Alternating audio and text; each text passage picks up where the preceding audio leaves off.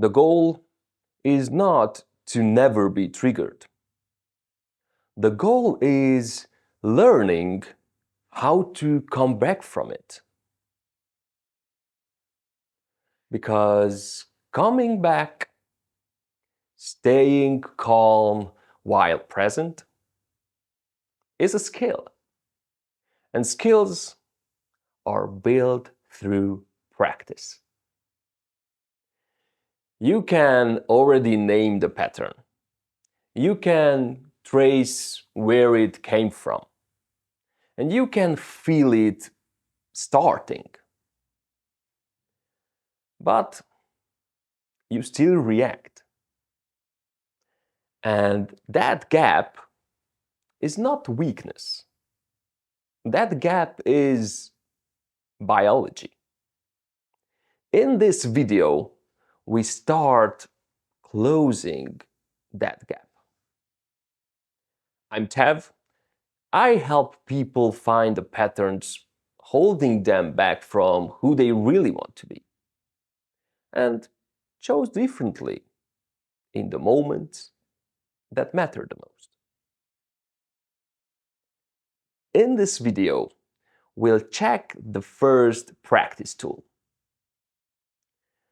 Not to understand the pattern, but to interrupt it in real time under real pressure. Let's see why insight is not enough. Most people think that if they understand a pattern well enough, they will stop running it. The truth is, they won't. There is a structure deep inside the brain that neuroscientists call the Habenula. Its job is very simple. When something causes pain, the Habenula suppresses the motivation to try it again. This was useful when the threat was a tiger. You fought, you lost, you didn't try it again. In relationships, it works against you. You try to stay present, the conversation went badly, the pattern fired anyway, and the Habenula registers that approach caused pain and suppresses the motivation to try it again. Even when you know the approach was right, even when you understand exactly what happened, the nervous system does not consult your understanding. It checks for safety and responds accordingly. This is why insight alone does not produce change. The nervous system needs something the mind cannot give it. It is repetition under real conditions until the new response becomes the expected one. That is practice. That is what this video builds. What regulation actually means. Before the practice, let's see one reframe that changes everything. Regulation does not mean calm. It does not mean the emotion disappears. It does not mean composure. And it does not mean you stop feeling. Regulation means returned choice. The moment you can ask, what do I actually want to do here? Rather than what the pattern is doing for you. That is regulation. When regulated, you can respond. When dysregulated, you just repeat. What does dysregulation looks like in real life? It's a sharp tone when you mean to be honest. Shut down when you meant to stay. Control when you meant to really connect. Distance when you meant to be present. None of those are character. All of them are dysregulation running an old script. I want to take you inside something that used to loop me in. Not out loud, inside. Self-directed anger. It would start quietly. A thought in the background, like, you should be eating better. Then louder. You should be moving more. You know what you need to do. Why aren't you doing it? The voice was sharp, impatient. It sounded like motivation. It wasn't. Underneath that anger was shame. Not I did something wrong, but I'm not enough. I'm not enough to do it. The feeling underneath the anger was a dropping sensation, a quiet collapse inside. The kind of feeling you learned early to cover with movement, with doing, with the next thing. And the anger was the actual cover. It felt like energy. It was actually the shame trying to outrun itself. Part of what was running was the language. I should be healthier. I should be moving more. I should be doing better. Should is not motivation. Should is a critical voice that was put there by someone else before you had a say in the matter. And the feeling behind should is almost always shame. I am not doing enough because I'm not enough. The shift was not just naming the anger, it was changing the question underneath it. From what should I be doing to what do I actually want? And here is where the feeling changes. When I ask what I should do, the body tightens, the chest braces, the jaw sets. When I ask what I want, something opens up. I want to be healthy enough that my son cannot beat me in sports for the next 10 or 15 years.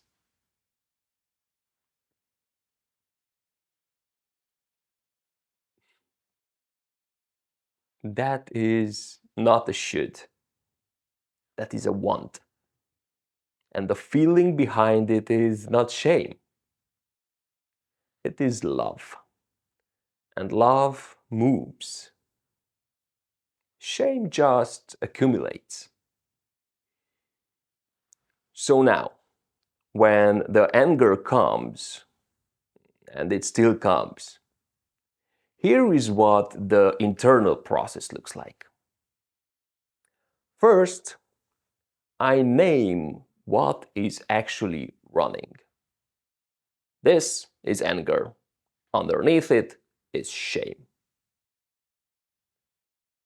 Not to judge it and not to suppress it, just seeing it clearly. Second, I let it move through me, not perform past it, not to fix it immediately. I just let the feeling complete. There is usually a moment, a few seconds, where the body releases something. A breath, a softening, a slight drop in the shoulders. Third, I ask the want question. What do I actually want here? What is the next step I can take to get closer where I want to be? Not a system, not a whole transformation, just one step. The anger can become fuel. The shame becomes information, and the should becomes a want. And the pattern does not win the moment. The pattern interrupted is not just mine. It is what I model for my son, for the next generation. What he absorbs is not what I intend. It is what he watches me do when the pressure is on. Let's see the return practice. Two versions. In real time for the 30 seconds after the pattern fires, and the practice version for when you are not under pressure. For the real time, there are three moves. One, stop physically. Don't speak yet, just observe. Two, name it. One word. Fear, anger, shame, whatever is actually running. And three, choose one thing, the smallest possible different move that shifts. These three moves, 30 seconds, that is the return in real time. And underneath those three moves, one internal shift. From what should I do here to what do I actually want? Feel the difference in your body when you ask each one. The should gets you tight. The want opens you up. Now let's see the practice version. That is 5 steps. Use this outside of pressure moments. 1. Again, stop and physically pause. 2. Breathe slower. Exhale longer and signal safety for the nervous system. You can say it out loud as well. I am safe in my body. We practice this with my son. 3. Orient. Look around in the room you're in. Ground yourself in what is actually here. Feel the ground you are standing on, touch something, get back into the present. 4. Name the state and the feeling behind it. Not just the pattern, but the emotion underneath it. Fear, anger, shame, grief, and what that feeling is protecting. Number 5, ask the want question. What do I actually want here? What is one step toward that? This is the practice. Repeated until the nervous system starts to expect the new response. The old move was the sharp tone, the slammed doors, the withdrawal, and the should spiral. The new move is I need 10 minutes and I come back. That sentence does 3 things. It names what is happening without blame. It separates the pattern from the person, and it opens a door that the pattern had just closed. Regulation includes one more move most people do not know is available. Return to the relationship after you have been away from it. The repair sentence that helps you is I reacted from pressure, not intention. That is not who I want to be here. And that is not an apology that erases. It's not an explanation that justifies. It's a sentence that shows the other person you know what happened. And the feeling behind that sentence is not guilt. It is responsibility. Because guilt says, I am bad. Responsibility says, I know what happened and I'm choosing to come back. That distinction matters because guilt keeps the shame running. Responsibility interrupts it. Every time you come back, you are building a new expectation in your nervous system. Not the expectation of perfection, the expectation of return. A child raised near a parent who comes back learns that rupture is not the end. That repair is possible. That love survives pressure. What gets passed forward is not the absence of the pattern. It is the presence of the return.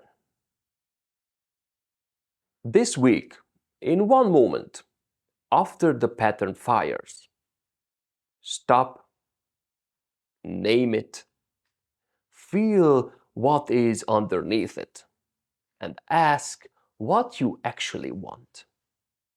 Choose one step toward that.